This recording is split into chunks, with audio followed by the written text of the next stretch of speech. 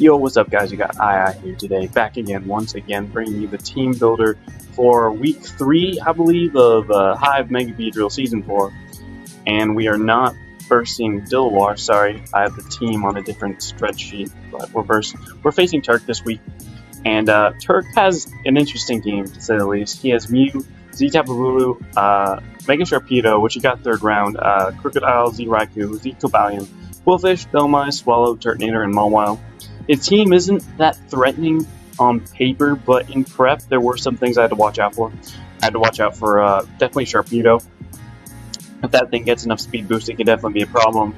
I had to prep for potentially Rock Polish Cobalion, which could also be an issue, as well as obviously Spikes, Toxic Spikes, Quillfish, since I'm not bringing the Rose Raid, and then Swallow, which is always an issue. Same with Mew. You never know what set someone can bring with Mew.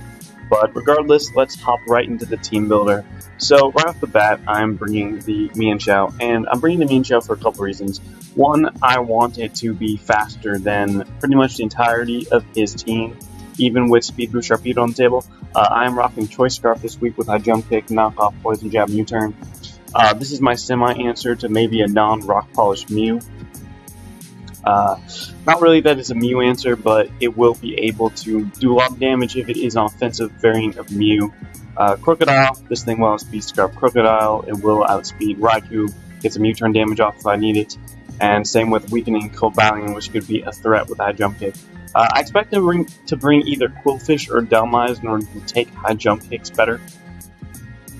Again, not even Mew wants to come into a High Jump Kick if I am, say, Life Orb, and then I go for a knockoff right after, or U-turn, etc.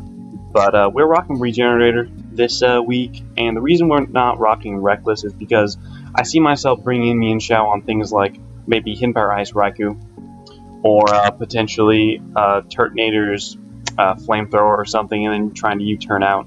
Same with Mew, that might try to go for an Ice-type move versus something like Thundurus or Mudsdale, for example.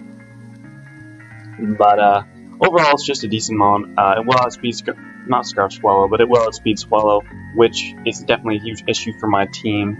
But I do have answers for it, and speaking of answers to something, we're bringing Mega Altaria this week. We're rocking Hyper Voice, Flamethrower, Roost, and Defog. The spread that I have here allows me to take on Banded Tapu Bulu fairly well as do a lot of damage with Flamethrower in return. Hyper Voice will, of course, be able to knock out Sharpedo, Crocodile.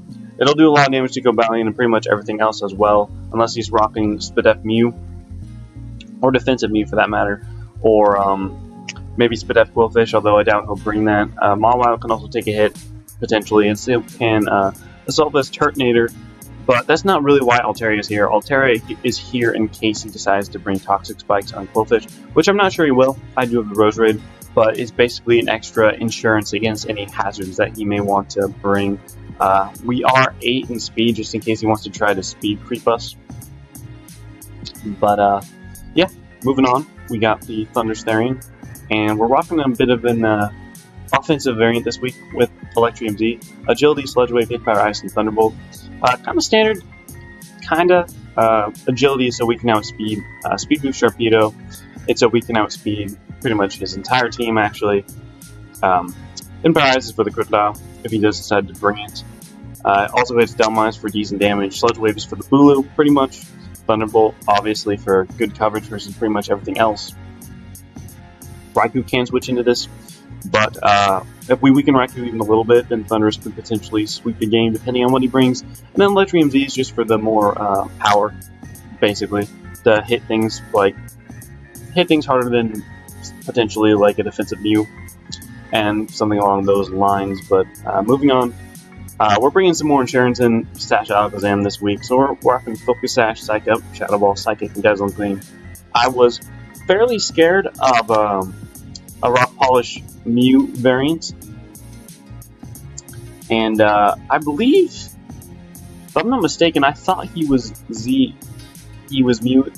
See, I'm pretty sure Mewnium Z is allowed in this league, and I remember prepping for Mewnium Z. I'm not sure if he switched his Z moves on Mons, but I was fairly certain that he had Z move on Mew.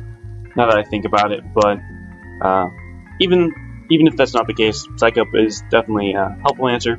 If he is a Calm Mind variant or something along those lines, we can Psych Up, take all his stats for ourselves, and then go for a Shadow Ball, which will do a ton of damage. Psychic is for the Quillfish and pretty much everything else. General Stab. And the Dazzling Gleam is for the Crocodile and the Mega Sharpedo. Didn't want to run Focus Miss this week because I didn't want to miss. But yeah, that's pretty self-explanatory. Next up, we do have the Chandelure, and we're actually rocking a Focus Sash Chandelure this week.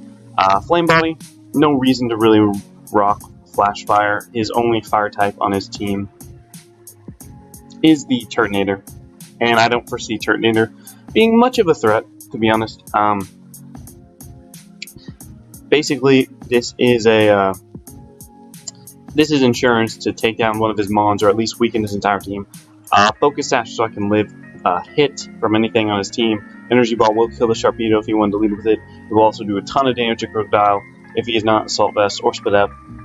Psychic will hit the Quillfish if he wants to bring like a lead Quillfish set, and Flamethrower will actually kill a Swallow if he decides to lead that and just click Boom Burst. And then Shadow Ball is obviously for everything else. Pretty self-explanatory. Even Mega Sharpedo doesn't even want to come in on Shadow Balls and Flamethrowers, so basically the plan is to just click a move. Whatever's in front of me is going to take an enormous amount of damage, and that is the plan to weaken things for Thundurus, or potentially Zam or Scarf Me and try to clean up in the end game. But last but not least, we do have the Mudsdale with the Pacho Berry, so we can take liquidations from the Mega Sharpedo. We have the Stealth Rock, Earthquake, Close Combat, and Roar. Roar this week we're rocking is because of potentially Magnet Rise, Swords Dance. No, not Cavalium, sorry. Potentially for some sort of setup Mew. That could be an issue if Sash Jam couldn't deal with it. We don't want Mew to set up like Iron Defenses or Calm Minds, something along those lines, and then be like a stored power set. That could be very annoying.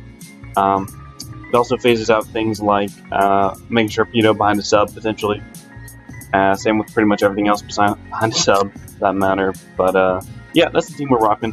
The EVs for Mudsdale basically ensure that I live Spec to Raikou's in Power Ice. I think I can take, I can definitely take two of them. And the defenses allow me to take, I believe, a Crunch and a Liquidation from the Mega Sharpedo.